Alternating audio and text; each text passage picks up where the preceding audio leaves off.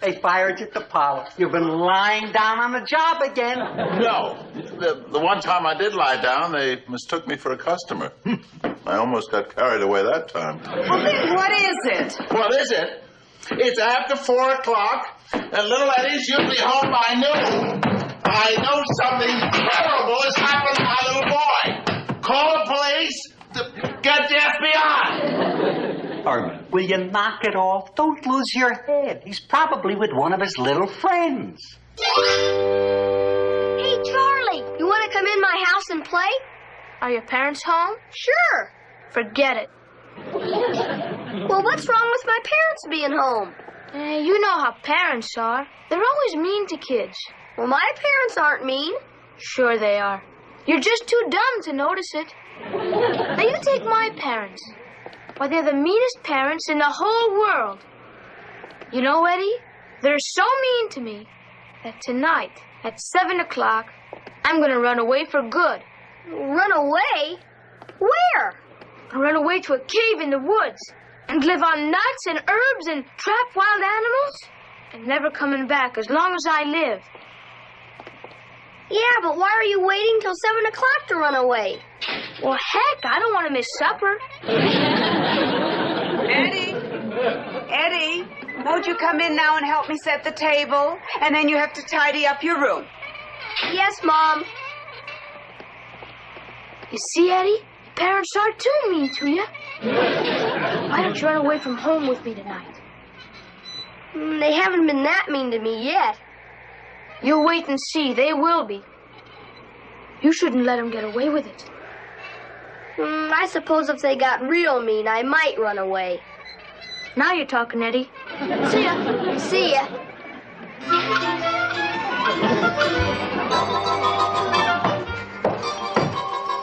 Well, Eddie, how did everything go at school today? Gee, Pop, you always have to pick on me.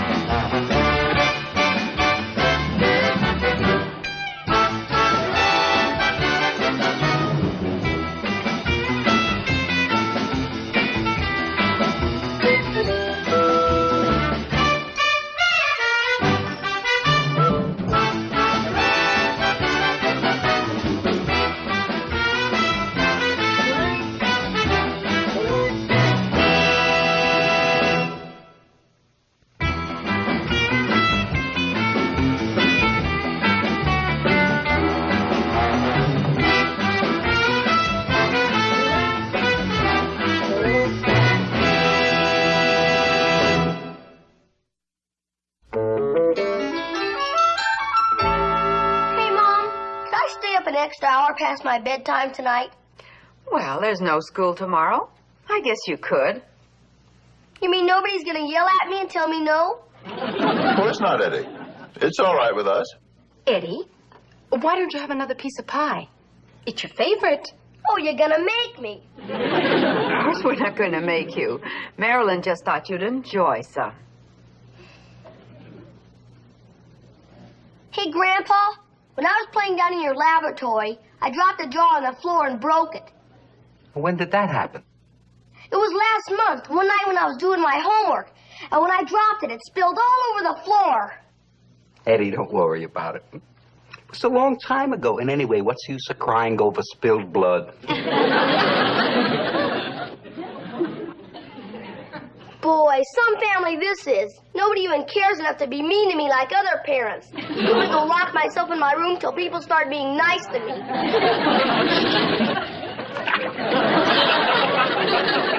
Heavens to Betsy. Whatever's gotten into our sweet little Eddie? Oh, it's nothing, dear. It's probably just another one of those adolescent cycles. I believe a child psychiatrist would refer to it as the punk phase.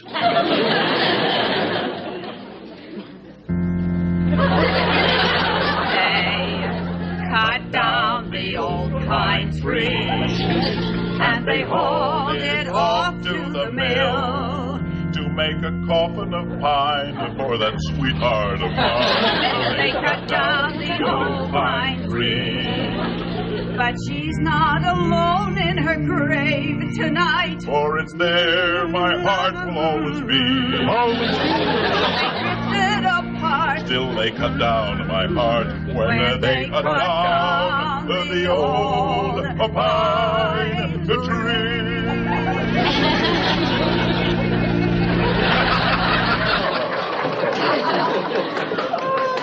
Isn't it wonderful for the family to get together like this and sing these old fun songs? Lily, Yes, Marilyn? I was just talking to Eddie through the bedroom door, and he said something about running away and never coming back. Oh, my poor little Eddie. Herman, go right upstairs and stop him. Lily, dear, you must realize that Eddie's threat is merely a subtle bid for attention. And to give in to it would only lead to his achieving a psychological advantage over his parents. Herman, what do you know about kids? You who spent your childhood in 3 different jars? Uh-oh. Here he comes. Lock the doors. Don't let him out. Now, everyone just calm down. If you'll let me talk to him and you'll go in the kitchen, I'll handle this as father to son. But, Herman, Lily, dear, I know what's best for my little boy. And after you come back in here, I guarantee you I will have the whole thing solved.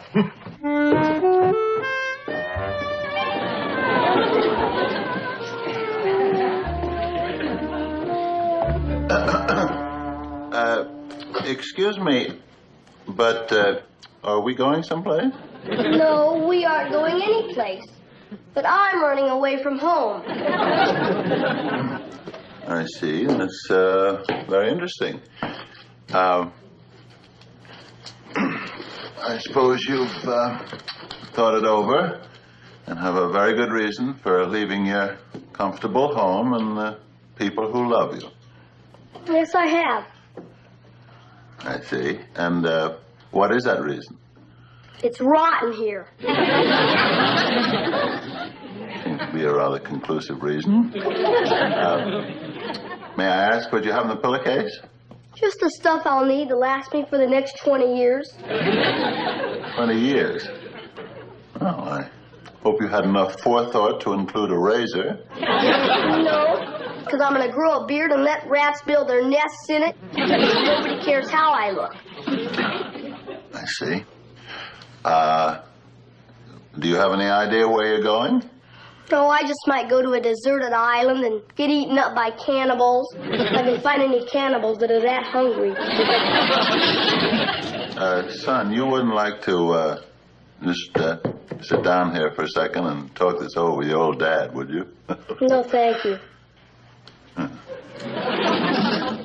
Well, in that case, then I guess there's nothing left to do except say goodbye, and it's been nice knowing you. Yes, sir.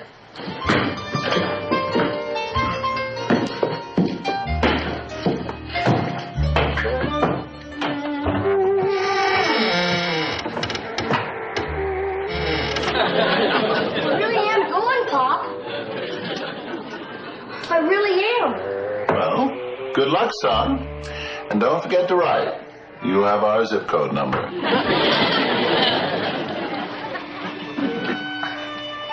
Goodbye. Goodbye.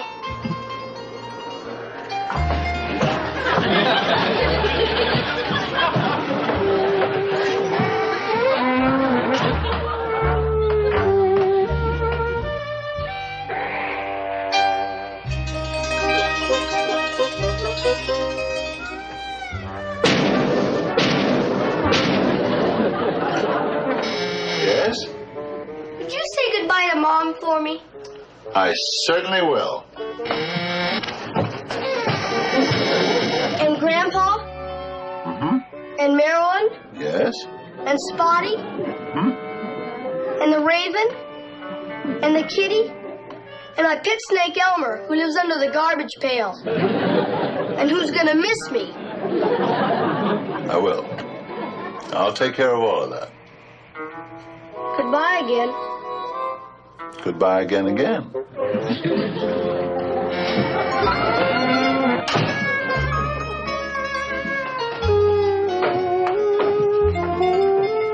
Lily, Marlin, Grandpa. Herman, what happened? Did you talk to Eddie? What did he say? Now, everyone calm down. I am happy to announce that, as head of the household, I have solved this little problem in an intelligent and satisfactory fashion. Oh, that's wonderful. Where is Eddie? He just ran away from home. You what? You let him? I did what I thought was best. But you were supposed to reason with him and talk him out of it. Lily, dear, I just used a little psychology. And believe me, he'll merely walk once, maybe twice around the block, and then come knocking on our door, begging for forgiveness. Well, what do you think, Grandpa? What do I think? I'll tell you what I think. I think there are more nuts in this family than there are bolts. That's what I think. Charlie, it's me, Eddie. Charlie!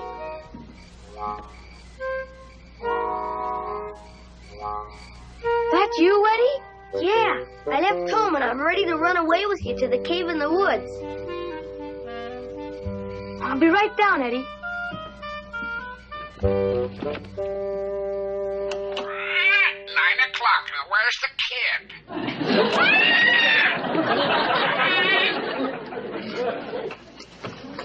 Herman, that bird is right. Eddie has been gone for over an hour and there's no sign of him. Now, just when is he going to come knocking on our door, begging forgiveness? Never more. Aunt Lily, Uncle Herman, look at this note I found in Eddie's room. Dear mean family, I have run away to live in a cave in the woods for the rest of my life. And from there, I'm going to a desert island. So in the newsreel, if you should ever see a cannibal with a fat stomach, it may be your ex-son, Eddie Munster. Oh, my poor baby. P.S. I took 5 pair of extra socks because I don't want to die with dirty feet. Lord, my son-in-law, the child psychologist. Herman Munster. Eddie said something about going out in some woods. Now, I want you to go right out and find him. And take your warm jacket. And don't you come back without him. Herman, you go right ahead. I'll try to locate my grandson on my crystal ball. All right. I'll go. But I just don't understand what went wrong with my child psychology. It always worked on Leave It to Beaver.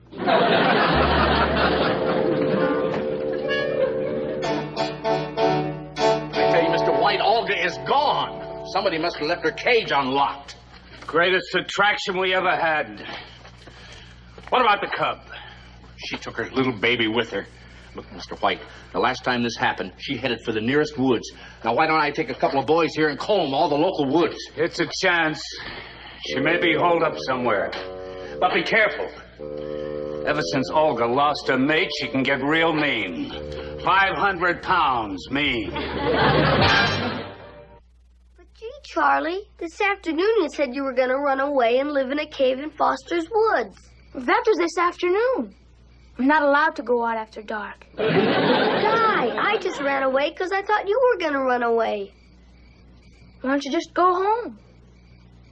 I can't. My parents would laugh at me. Don't blame me because you got rotten old parents. I better go in now. Folks would get worried if they found me out of bed. Yeah, sure. Hey, you're really gonna run away and live in a cave in Foster's woods? I don't know. I may go someplace and get sick first.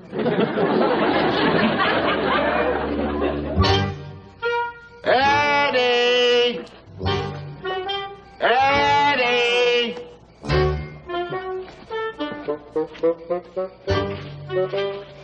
Olga! Olga! Eddie! Eddie! Crazy echo in this woods. I call out Olga, and it comes back sounding like Eddie.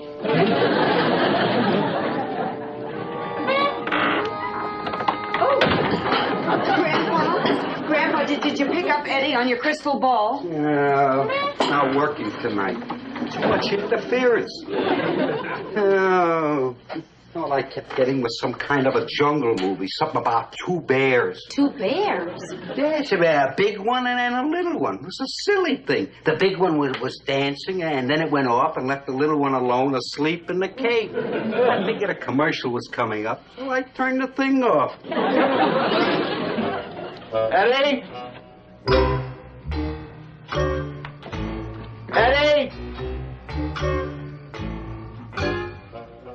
Oh, a cave. I just might stumble onto something here.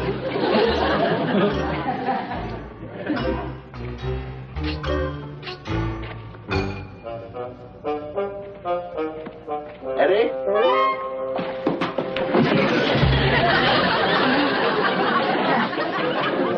Darn old cave. Last magic. Oh. Eddie? Oh. Poor little fella, he's sound asleep. Oh. Oh, you brought along your woolly PJs. Boy. Look, you mustn't let you catch cold. Here we go. There. Just lie down sleeping. Oh, you must be chilled to the bone. I've never felt such a wet nose.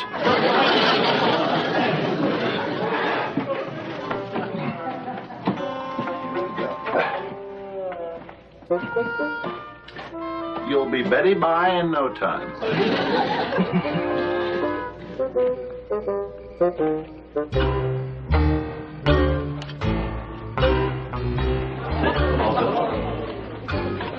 Olga? When we find her, I sure hope nothing's happened to make her mean. Lloyd?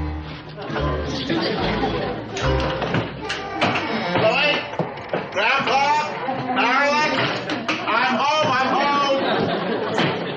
Eddie, we'll have you tucked in a minute. What's all the shouting about? I found him. Lily, I found him. I found Eddie. I told you I would. There's a lot more up here than most people think. Well, I don't know what you've got up there, but I would like to know what you have wrapped in your coat. Why, it's Eddie. You know, our son. Uncle Herman, Eddie came home right after you left. He's been in bed for hours. Upstairs in bed. Why, that's ridiculous. Eddie, son, wake up and tell them that you're not upstairs, you're down here with your old dad. Eddie? Eddie,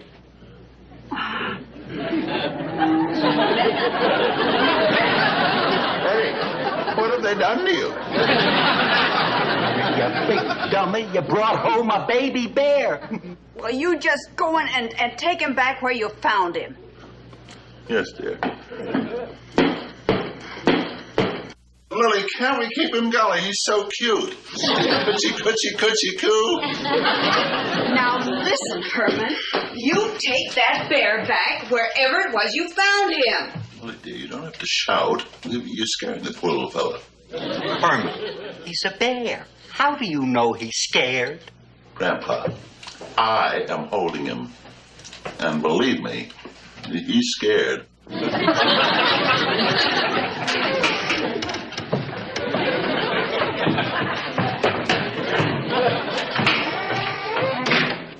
Where do you suppose Uncle Herman found that bear cub? Wait a minute. That's the little bear I saw in my crystal ball. Oh, that's right, Grandpa.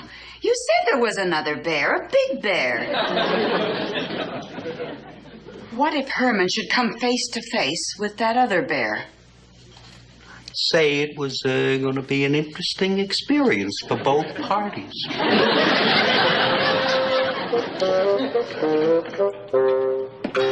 There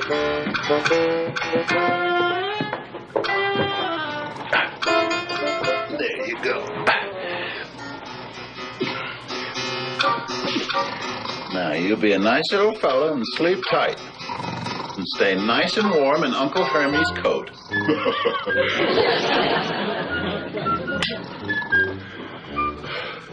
Nighty night.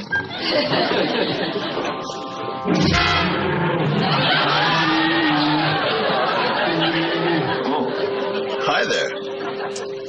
Nice evening, isn't it?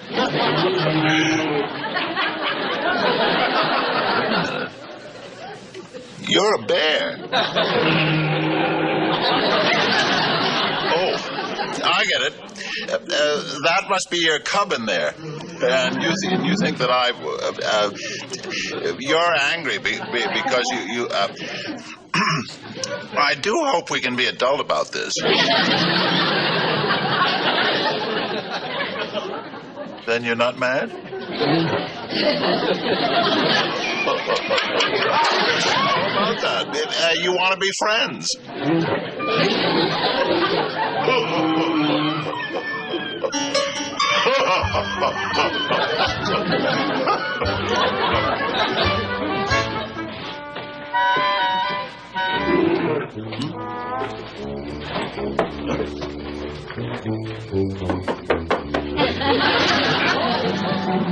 Thank you.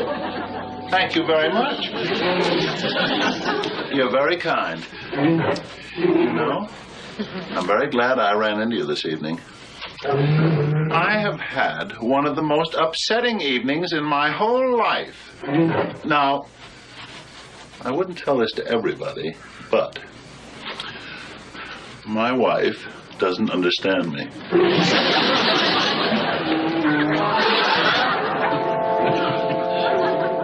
Father, I can't imagine what's happened to Herman. He's been gone for over an hour.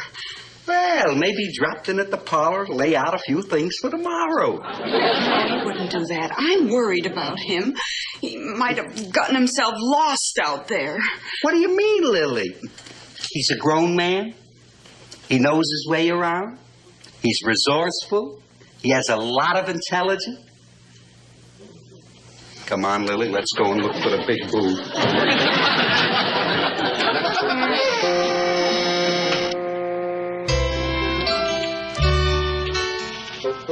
Olga! Olga! Herman! Wait a minute, Lily. There's someone over there in that clearing. No, it's just two people dancing.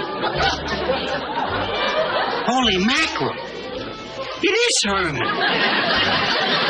My, you dance divinely. But for a change, would you mind if I lead?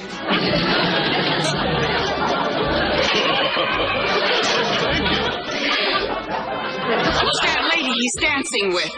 That's no lady. That's a bear. Say, you wouldn't want to go out to a nightclub, would you?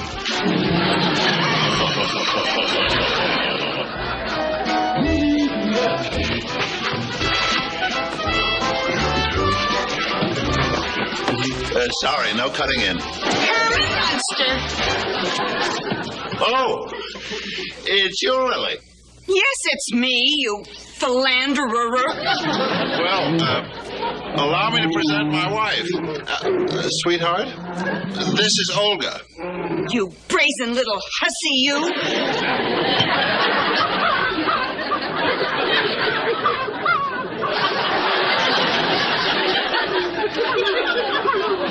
That is no way to treat a mother. And let that be a lesson to you, you homewrecker. Well, Father, now what do you think of your son-in-law? I think he's been watching patent plays too much. You must let me explain, dear. Herman, get going. Get going. Lily. Home, Herman. Lily, dear. Home, Herman. Lily. Get going, Herman. Olga. Olga. There's Olga up a tree. Look at her. She's shaking like a leaf. Come on down, Olga. It's just us.